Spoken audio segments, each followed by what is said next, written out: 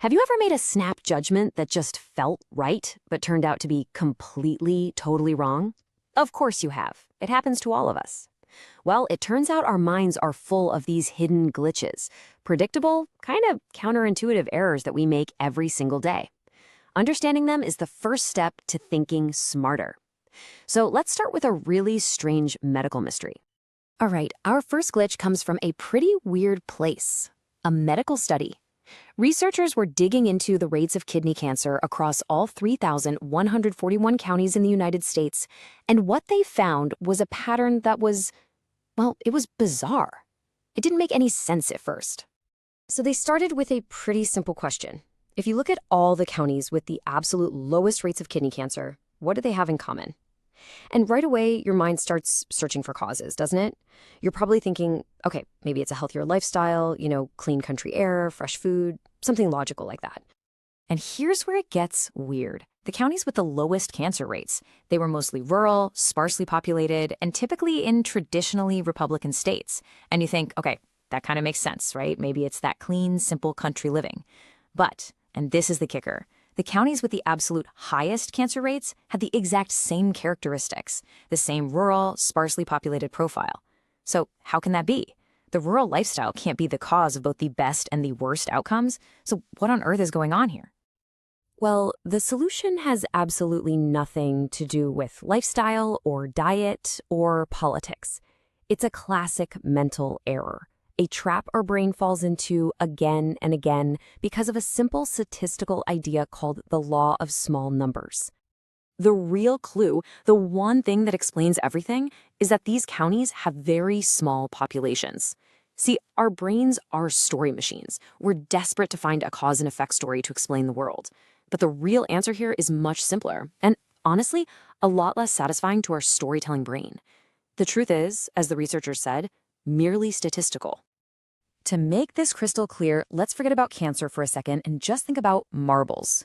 Imagine you have a giant urn filled with marbles, and exactly half are red and half are white. Now, Jack reaches in and pulls out a small handful, a sample of just 4 marbles. Okay, now his friend Jill does the same thing from the same urn, but she pulls out a slightly larger sample, 7 marbles each time. And get this, because Jack is pulling a smaller sample, he is 8 times more likely to get an extreme result, like drawing all red marbles or all white marbles, than Jill is with her larger sample. And that, right there, is the law of small numbers in a nutshell. We tend to believe that small samples should look just like the big picture, but they don't. Small samples are way less reliable. They produce wild, extreme results, both high and low, far more often than large samples do. So, those rural counties with their small populations, they're just like Jack's small handful of marbles. Statistically, they're just much more likely to show up at the extremes, having the very highest and the very lowest cancer rates purely by random chance. So, our brains get tripped up by small numbers, but it's not the only glitch we've got. Let's look at another incredibly powerful and kind of absurd mental error, the anchoring effect. For this one, let me tell you about a study with a group of experienced German judges. We're talking people with over 15 years on the bench, making huge decisions every day. Researchers gave them all the details of a shoplifting case and asked them to decide on a fair prison sentence. But before they made their decision, they had them do something a little odd. Each judge was asked to roll a pair of loaded dice. Now, these dice were rigged, so they would only ever land on a 3 or a 9. Now, keep in mind, this number is completely random and has absolutely nothing to do with the shoplifting case they're about to judge. It's totally irrelevant. And the result was just shocking. The judges who happened to roll a 9 gave the shoplifter, on average, a sentence of 8 months. But the judges who rolled a 3, they gave an average sentence of only 5 months. That random, meaningless number from the dice acted as a powerful mental anchor, subconsciously pulling the decisions of these legal experts up or down by over 50%. It's incredible. So our brains can get snagged on totally random numbers. But what happens when our intuition for a good story goes head-to-head with cold, hard logic? Let's try another one. Meet Linda. I'm going to give you a quick description, and I want you to just get a picture of her in your mind. Linda is 31. Single, outspoken, and very bright. She majored in philosophy, And as a student, she was deeply concerned with social justice and participated in anti-nuclear demonstrations. You got a picture of Linda? Okay, good. Now, which of these two statements is more probable? Is it more likely that Linda is a bank teller, or is it more likely that Linda is a bank teller and is active in the feminist movement? Now, something like 85% of people choose option 2. And why? Because it just feels right. It's more representative of the description we just heard. It tells a much better, more coherent story. But here's the thing. Logically, option 2 is impossible. Just think about it with a simple Venn diagram. The group of feminist bank tellers is, by definition, a smaller subset inside the larger group of all bank tellers. But our intuition is so powerful that it overrides basic logic. Even the brilliant scientist Stephen Jay Gould admitted that when he heard this, a little voice in his head kept screaming, "But she can't just be a bank teller, read the description." So, what is going on here? Why do we make these same kinds of mistakes?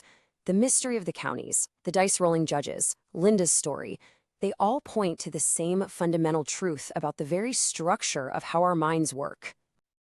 The Nobel Prize winner, Daniel Kahneman, who is the genius behind all this research, says that our thinking is run by two very different systems. And a great way to think about them is as two characters living in your head. You've got System 1, who is the fast-thinking, impulsive hero, and System 2, the slow-thinking, careful sidekick.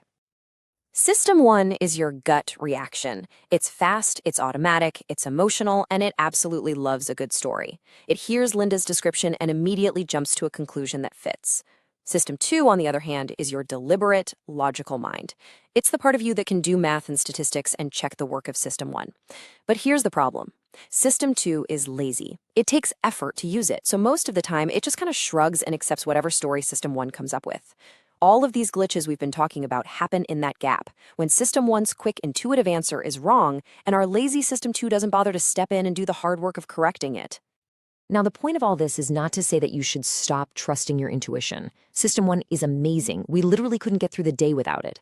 The real skill, the real trick to smarter thinking, is learning to recognize the situations where your intuition is most likely to lead you astray, so you can consciously slow down and wake up that lazy System 2. So, how do we actually do that?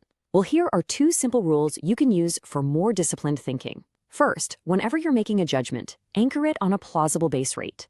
Before you get carried away by Linda's personality, just ask the simple question. In the world, are there more bank tellers or more feminist bank tellers? Second, always question how strong your evidence really is. Is a random number from a pair of dice actually useful evidence for a legal decision? Of course not. Is a college-era description really a great predictor of someone's job a decade later? Probably not. And all of this brings us to one final, crucial question. The next time your gut gives you a quick, easy, confident answer, especially when the stakes are high, just take a second to pause. Your intuition just told you something, but now you have to ask yourself, should I just believe it? Or is it maybe time to wake up that lazy sidekick and actually do the math?